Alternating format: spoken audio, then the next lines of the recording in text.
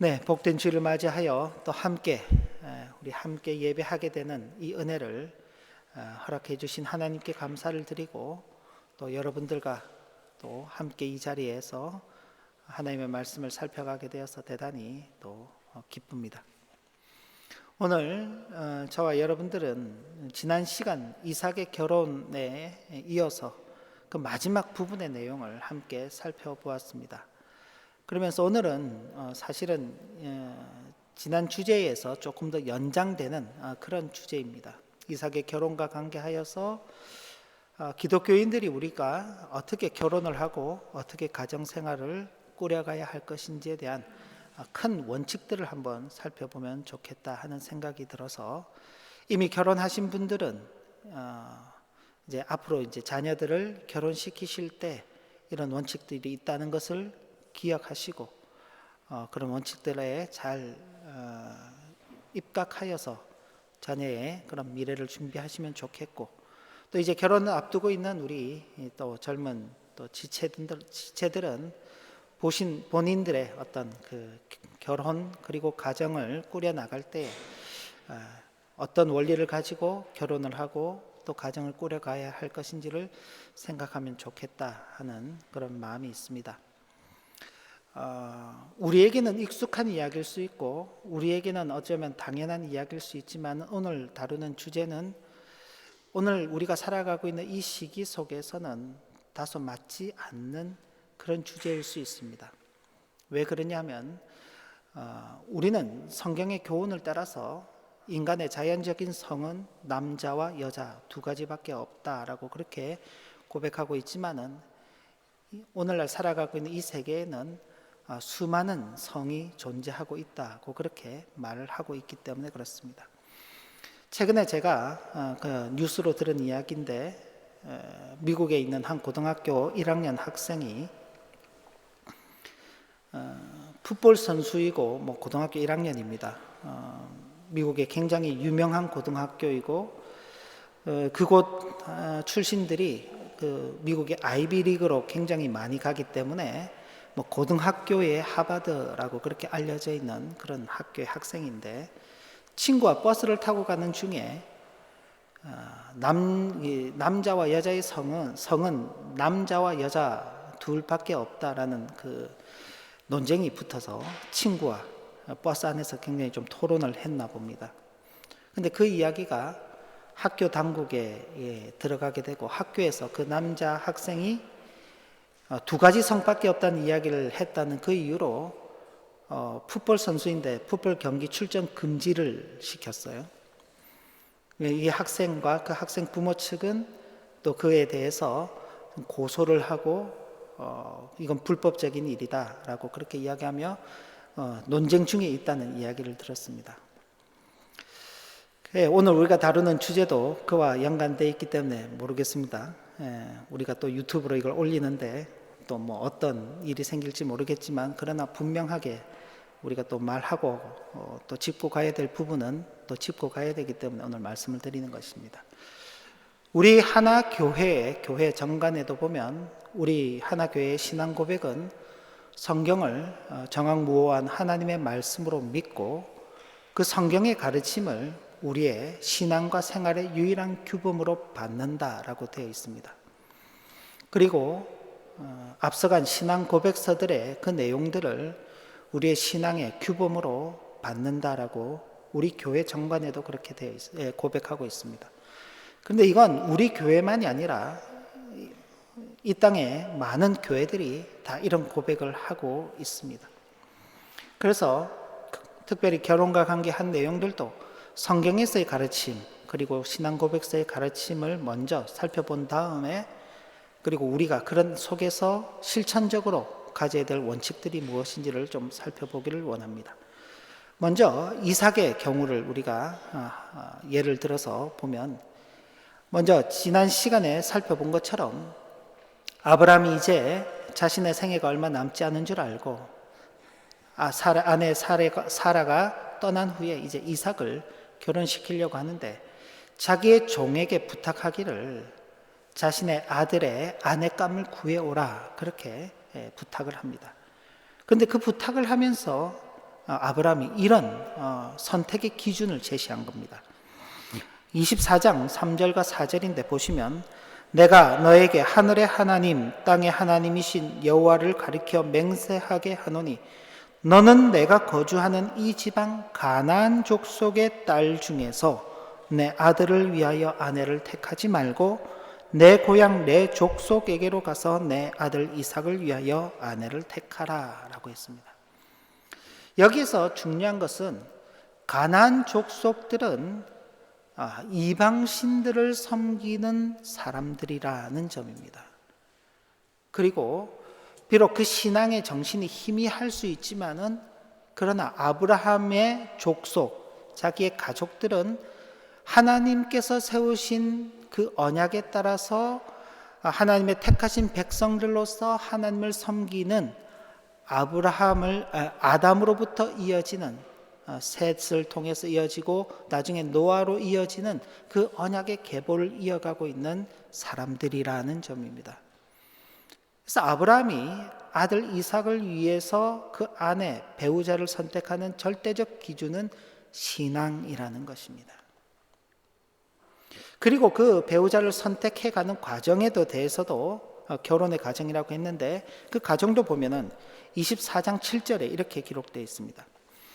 하늘의 하나님 여호와께서 나를 내 아버지의 집과 내 고향 땅에서 떠나게 하시고 내게 말씀하시며 내게 맹세하여 이르시기를 이 땅을 내 씨에게 주리라 하셨으니 그가 사자를 너보다 앞서 보내실 것이다. 내가 거기서 내 아들을 위하여 아내를 택할 것이니라 라고 그렇게 말한 것입니다.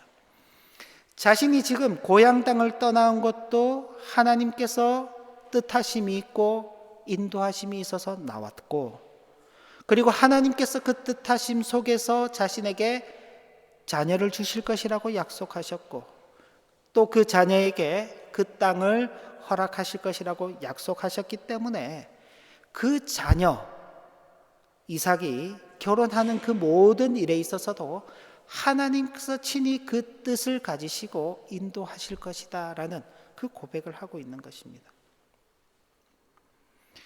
우리가 결혼이라는 것은 어떤 배우자를 선택할 것이냐, 또 그 과정을 어떻게 할 것이냐는 대부분 사람들의 자기 선택입니다. 자기 마음에 드는 사람, 자기 기준에 맞는 사람, 그리고 그 사람과 어떤 연애 과정을 하며 어떤 결혼을 할 것인가를 대부분 다 자기가 선택하고 자기가 결정하게 되죠. 그러나 분명하게 성경에서 보여주는 것은 신앙 중심으로 배우자를 선택해야 되고, 그 배우자를 만나고 그 배우자와 결혼을 하게 되는 그 모든 과정 속에서도 하나님의 뜻하심이 분명히 있다는 것을 기억하고 그 속에서 그 과정을 밟아가야 한다는 사실입니다.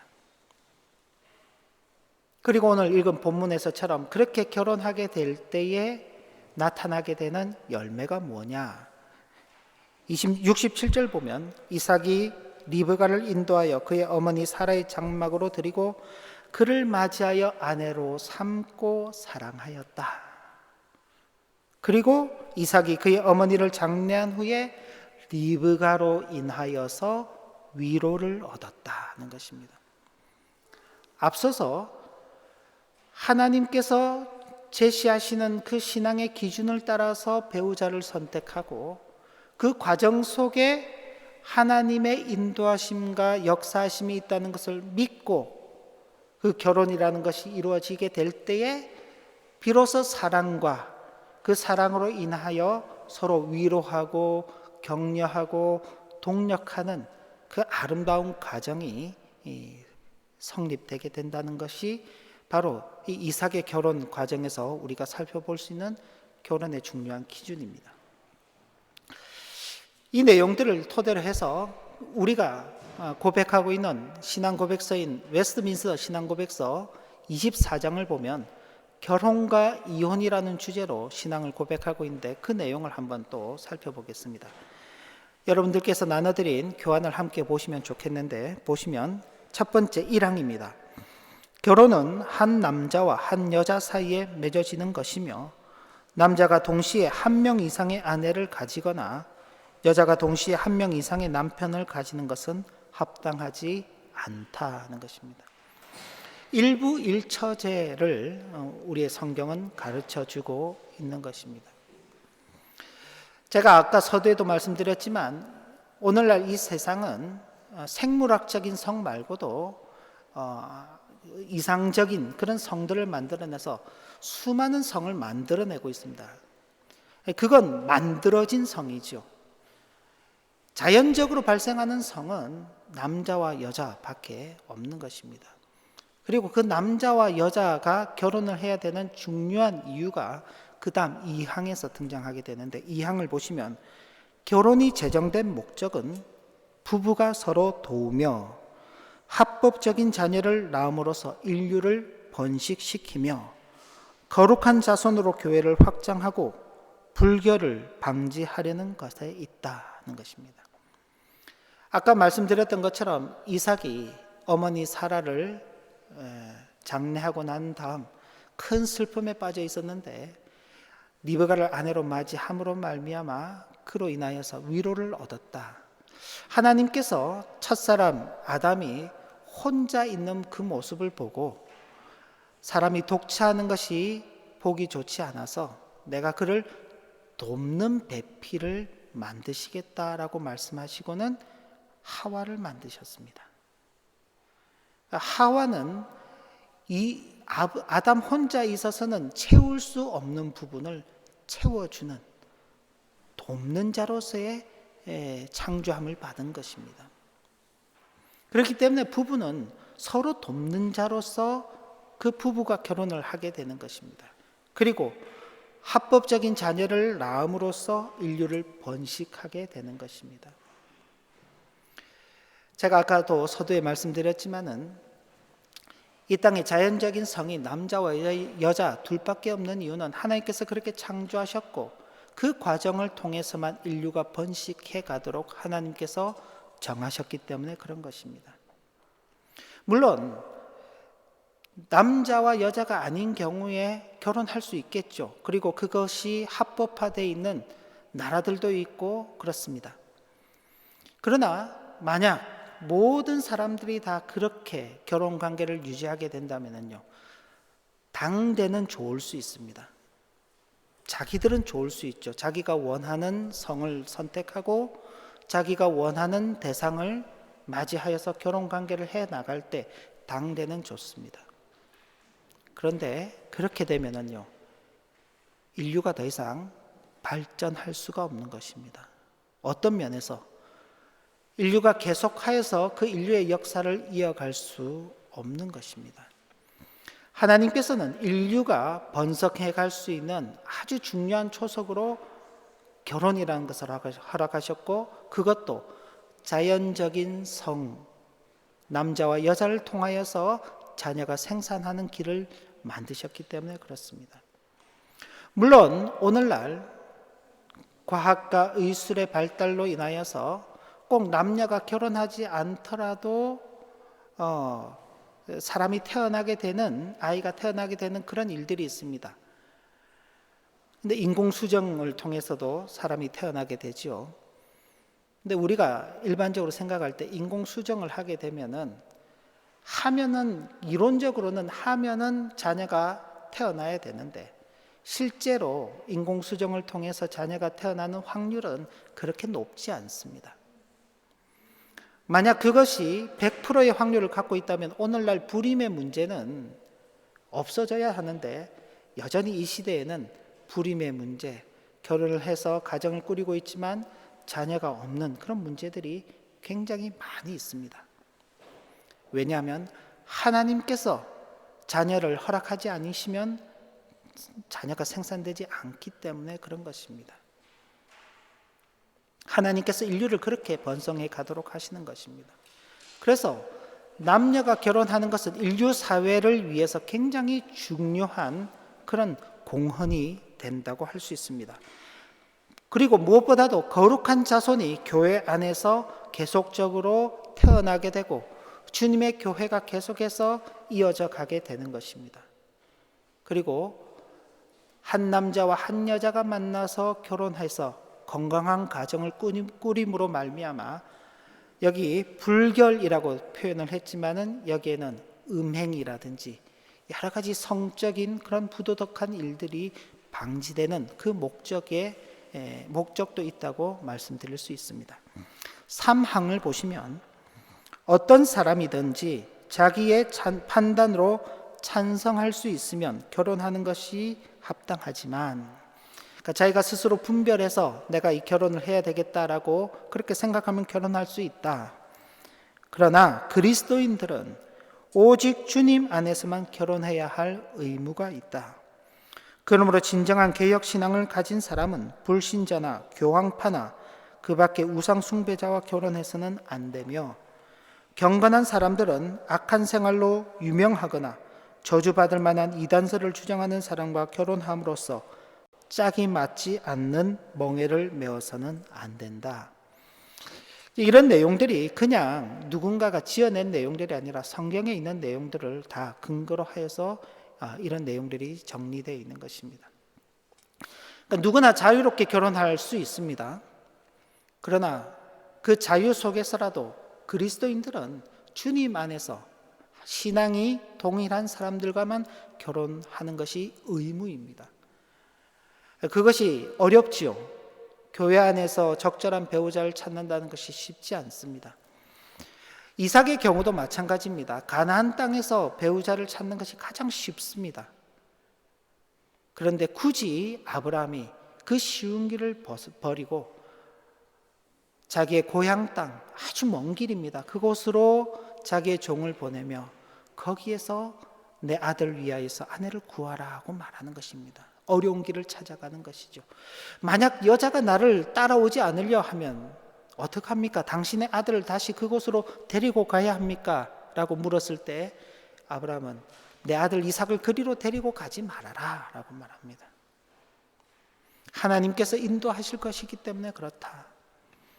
그래서 다소 어렵고 힘들더라도 그리스도인들은 같은 신앙 안에서 그 신앙을 가진 사람들과 결혼하기 위해서 부단히 노력을 해야 할 필요가 있습니다. 왜냐하면 그렇지 않게 되면은 맞지 않는 짝과 힘든 무거운 짐을 져야 하는데 그 신앙의 걸음이라는 것이 쉽지 않기 때문에 그렇습니다. 그리고 이어지는 사항을 보시면 성경이 금지한 혈족이나 인척에 가까운 촌수 사이에는 결혼해서는 안 되며, 그런 사람들이 부부 생활을 할 수 있도록 근친 결혼을 사람의 법으로나 당사자들의 찬성으로 합법화할 수 없다. 근친 결혼에 대한 금지입니다.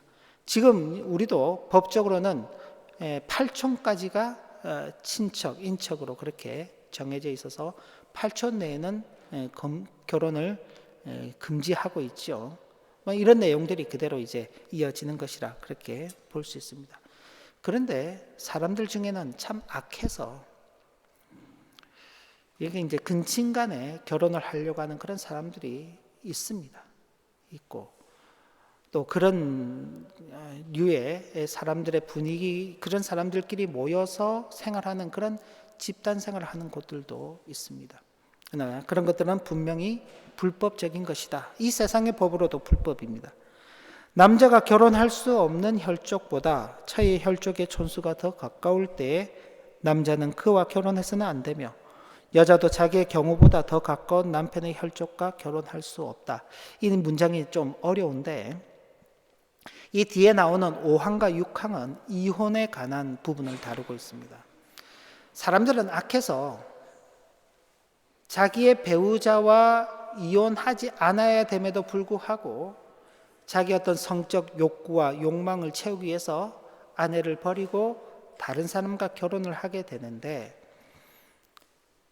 그 결혼하는 대상이 자기의 형제의 아내이거나 형제의 자매의 남편이거나 혹은 친척 간에 결혼하는 일들이 있는 것입니다. 그런데 오늘날에도 이런 일들이 있어요. 오늘날에도 이런 일들이 있습니다. 근데 그런 일들은 부당한 일이다는 것을 말하고 있는 것입니다. 5항과 6항은 이혼에 관한 부분이기 때문에 오늘 여기에서 우리가 함께 살펴보지는 않았습니다.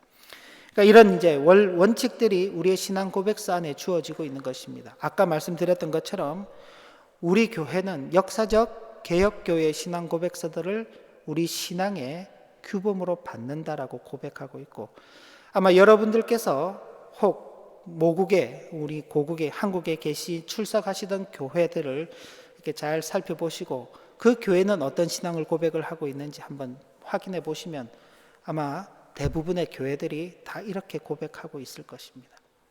근데 이제 실질적으로 우리가 결혼을 할 때는 이런 원칙들을 잘 고려하지 않고 그저 우리가 원하는 대상을 찾아서 내 마음대로 결혼하게 되는 경우들이 많이 있습니다. 그렇게 되면 안 된다는 것을 말씀을 드리는 것이죠. 그러면서 결혼에 대한 실천적인 원칙들 몇 가지를 여러분들에게 좀 소개하려고 합니다. 첫째는 결혼과 사명입니다. 남녀가 서로 사랑하는 것은 하나님께서 주신 중요한 은사입니다. 그러나 사랑이 결혼의 가치보다도 더 중요하게 여겨지게 되면은 오히려 사랑은 큰 걸림돌이 될 수 있습니다. 물론 어떤 경우는 결혼한 지 10년, 20년, 30년이 되었음에도 여전히 처음 결혼할 때 그때의 그 사랑하는 마음이 변하지 않고 지속적인 그런 사랑의 관계로 결혼 생활을 이어가시는 분들도 계시겠지만은 많은 경우에 처음 결혼할 때 그 사랑이라는 마음은 이내 식어져 버리고 마는 것입니다. 내가 결혼하기 전에 만났던 그 사람은 결혼한 다음에 보는 남편과 아내의 모습은 서로 좀 다를 수 있는 것입니다. 그래서 계속적으로 처음 그때의 그 사랑만을 고집한다면은 그 결혼 생활은 참 큰 걸림돌 가운데 걸리고 마는 것입니다. 또 하나, 마찬가지로 하나님께서 축복하시는 행복한 결혼이 아닌 자기의 행복을 추구하기 위하여 결혼하는 것은 오히려 독이 될 수 있다는 것입니다. 결혼에 담겨져 있는 거룩한 목적과 거룩한 사명에 대한 인식이 필요한데 그 거룩한 목적과 사명은 앞서서 웨스트민스터 신앙고백서 24장의 2항에서 본 것처럼 결혼이 제정된 목적은 부부가 서로를 돕기 위해서 합법적인 자녀를 낳음으로써 인류를 번식시키고 거룩한 교회를 이어가도록 하기 위해서, 그리고 무엇보다도 성결된 구별된 삶을 살아가기 위해서인 것입니다. 그런 삶을 살아갈 때에 뒤따라오는 것이 사랑과 행복인 것입니다. 부부의 역할에 대해서도 좀 생각해 볼 수 있는데 신약성경 에베소서 5장을 보면은 부부의 관계에 대해서 설명을 잘 해놨습니다. 근데 남자의 머리는 남편은 아내의 머리다라고 그렇게 말했습니다. 머리 위에 있으니까 막 그냥 자기 마음대로 하는 그런 존재가 아닌 남편은 항상 아내에게 하나님의 말씀에 대한 바른 지식과 교훈을 해주는 사람이기 때문에 아내는 그런 남편에게 복종하고 존경하며 함께 하나님의 말씀에 따라 살아가는 것이 아내의 역할인 것입니다. 그리고 반면에 아내는 남편에게 있어서는 자신의 전부를 주어서 사랑해야 하는 그런 존재인 것입니다. 마치 주님께서 교회를 사랑하셔서 자신의 몸을 십자가의 대속의 제물로 내어주시며 교회를 사랑하신 것처럼 남편들은 아내들에게 그렇게 자신을 내어주며 사랑해야 하는 그런 것이 남편의 역할인 것입니다. 그래서 어떤 목사님은 남편이 머리라면은 아내는 심장의 역할을 하고 있다라고 그렇게 말하는 것입니다. 저는 그 말씀을 읽고 상당히 공감이 됐습니다. 머리만 있으면 뭐 합니까? 머리만. 심장이 뛰어야죠. 심장이 뛰어야죠. 심장이 뛰는데 어떻게 뛰어야 되나요? 너무 빨리 뛰어도 안 됩니다. 그죠? 너무 느리게 뛰어도 안 됩니다. 아주 적당하게 심장이 뛰어주면서 사람의 그 몸에 제대로 유지가 되도록 하는 것이죠. 머리가 아무리 뛰어난 그런 지식을 갖고 있다 할지라도 심장이 뛰어주지 않고 피가 머리에 공급이 되지 않으면은요, 머리는 머리로서의 역할을 잘 감당하지 못하는 것입니다. 그래서 남편과 아내는 서로 돕는 자로서 서로를 위해서 헌신하고 사랑하고 희생하는 그런 좋은 동반자로서의 일생을 살아가는 그런 관계라는 것을 말씀을 드리고 싶습니다. 그리고 부모와 자녀의 관계입니다. 하나님께서 당신의 택하신 백성을 이 땅 가운데 보내시는 방식으로 택하신 것이 믿는 자의 가정에 믿는 자의 자녀를 주시는 방식입니다. 우리는 하나님께서 창세전에 하나님께서 택하신 백성들을 이미 선택하셨다라고 그렇게 말씀을 배우고 또 믿고 있습니다. 그럼 하나님께서 창세전에 그 택하신 백성을 어떻게 이 땅 가운데 보내시는가? 가장 일반적이고 가장 보편적인 방식이 믿는 자의 가정에 믿는 자의 자녀를 주시는 것입니다. 그저 남녀가 결혼을 해서 부부가 되고 그렇게 해서 생물학적으로 자녀를 생산하는 것이 다가 아닌 것입니다. 하나님께서 그 남녀를 통하여서 특별히 인류가 번성하게 하시지만 주님의 거룩한 교회가 계속 이어져 가는 그 일을 하시기 때문에 그저 생물학적으로 자녀를 출생하고 그렇게 출생한 자녀를 이 세상적인 방식과 관점에 따라서 양육해 나가는 것은 그건 하나님 앞에서 자녀를 바르게 받는 모습은 아닙니다. 하나님께서 우리에게 주신 자녀는 언약의 자녀들입니다. 하나님께서 우리에게 선물로 주신 자녀들입니다. 그렇기 때문에 하나님의 말씀에 따라 그 자녀들을 길러가야 하는 것이고 이 세상적인 방식이 아닌 하나님의 영원한 그 방식에 의해서 영적으로 살아있는 신실한 하나님의 자녀들로 양육해야 할 그 책임이 우리에게 있는 것입니다. 그래서 내 자녀이기에 앞서서 하나님의 자녀라는 그 생각을 할 수 있어야 하는 것입니다. 그래서 이미 자녀들을 기르시는 분들은 내 자녀니까 내 마음대로 그렇게 생각하시지 마시고 하나님의 자녀이니까 하나님의 뜻대로라는 그 생각을 하셔야 하는 것입니다. 그리고 이제 앞으로 결혼을 앞두고 있는 우리 젊은 지체들은 또 내가 나중에 결혼을 해서 자녀를 낳을 때 하나님께서 우리에게 선물로 주실 그 자녀들을 하나님의 자녀답게 길러야 되겠다라는 그 소원을 가지시면서 준비를 해 가셔야 하는 것입니다. 그리고 결혼과 죽음입니다. 결혼을 통하여 남편과 아내는 한 몸을 이루어 살게 되는 것입니다. 그렇게 함께 늙어가게 되고 또한 함께 생을 마감하게 될 것입니다. 그렇게 되면 이 땅에서의 남편과 아내의 역할은 끝나게 되는 것입니다. 그런데 그렇게 끝나지 않는 것입니다. 그 모든 끝에 남편과 아내 각자는 우리의 어린 양이신 그리스도의 신부로 자신들이 다시 세워진다는 사실입니다. 우리가 말씀 일기로 읽고 있는 지금 요한계시록 20장, 21장을 보면은 특별히 어린 양의 신부가 되는 하나님의 교회, 택함받은 성도들의 그 모습들이 잘 설명되고 있는데 바로 저와 여러분들은 이제 이 땅에서는 남편과 아내로서 그 일생을 살아가지만 결국 이 생이 끝나고 나면은 우리의 어린 양이신 우리의 남편 되시는 그리스도의 신부로서 단장되어져 가야 하는 것입니다. 그래서 서로가 이 땅을 살아가는 날 동안 서로를 도우며 서로 협력하여서 서로를 그리스도의 신부로 잘 단장시켜가는 그런 일생을 살아가야 하는 것입니다. 이것이 결혼과 그 죽음 이후에 우리에게 주어지는 아주 중요한 원리인 것입니다.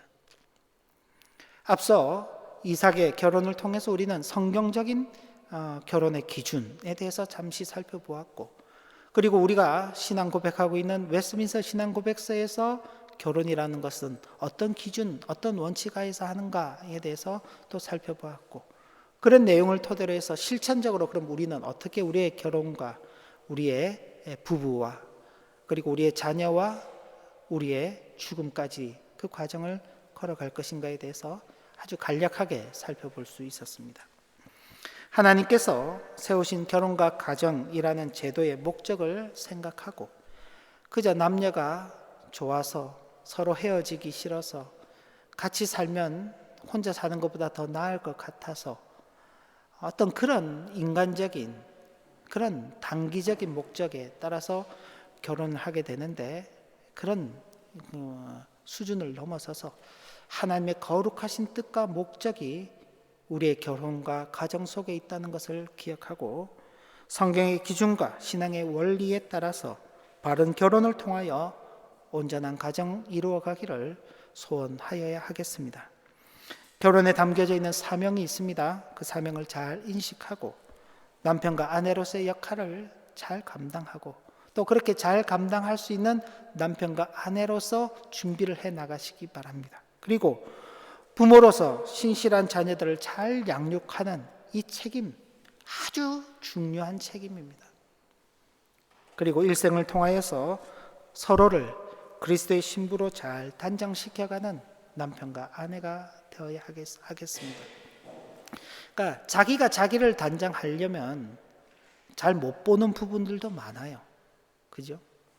우리가 거울 없이 화장하면 남자분들은 잘 안 하는데 우리 여자분들 거울 없이 화장을 하면은 화장이 지금 잘 됐는지 됐다 그러면 잘 먹는다 그러나요? 화장이 잘 먹었는지 잘 몰라요. 거울이 있어야 되는 것처럼 서로가 서로에게 그런 거울의 역할을 해서 남편은 아내의 거울의 역할을 하고 아내는 남편의 거울의 역할을 하면서 서로가 서로를 잘 단장시켜 가야 하는 것입니다. 그런 부모와 또 자녀의 복된 일생이 되시기를 진심으로 기원합니다. 기도 올립니다. 하나님 아버지, 하나님께서 이 땅 가운데 우리를 생명 있는 존재로 태어나게 하시고 그리고 그렇게 그 생명을 누리며 살다가 또 다른 생명을 존재하게 하는 우리들로 세워가시며 그렇게 하나님께서 인류를 번성시키시고 특별히 하나님의 거룩한 교회를 존속시켜 나가시는 그 중요한 역할에 결혼과 가정이라는 제도를 허락해 주셨습니다. 좋은 배우자로 우리가 잘 준비되게 하시고 좋은 배우자를 잘 찾게 하시고 그렇게 서로 좋은 남편과 아내로서 만나 좋은 가정을 이루어가 정말 하나님께서 기뻐하시는 그런 풍성한 열매들을 맺어가는 우리의 복된 가정이 되게 하시고 이 땅으로서의 끝이 아닌 영원한 하나님의 나라에서 그리스도의 신부로 다시금 우리가 새롭게 서는 그 은혜도 잘 누릴 수 있도록 인도하여 주옵소서. 예수님의 이름으로 감사하며 기도 올리옵나이다. 아멘.